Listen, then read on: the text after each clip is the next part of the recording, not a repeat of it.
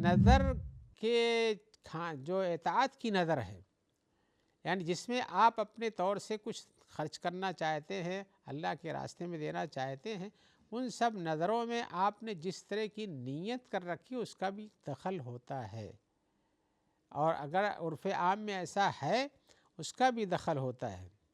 لیکن اگر آپ نے اس نیت میں یہ کہا کہ یہ فقیروں کے لیے ہے، مسکینوں کے لیے ہے، یا یتیموں کے لیے ہے، یا فلاں قوم اور قوم کی صدقات میں داخل ہے، تو پھر آپ اس سے نکل جاتے ہیں۔ آپ کو وہاں نہیں کرنا چاہیے ایسا،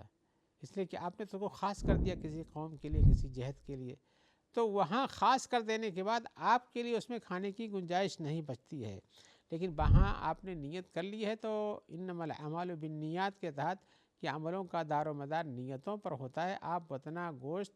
یا اتنا چاول، دال، روٹی، سبزی، پھل، فروٹ، مٹھائی جو آپ نے اپنے کسی اپنے گھر والوں کے لیے اپنے لیے نوٹ کر لیا ہے اتنا لے سکتے ہیں، اس میں عرف عام کے اندر کوئی اشکال نہیں، نہ شریعت کو اس پہ اعتراض ہے۔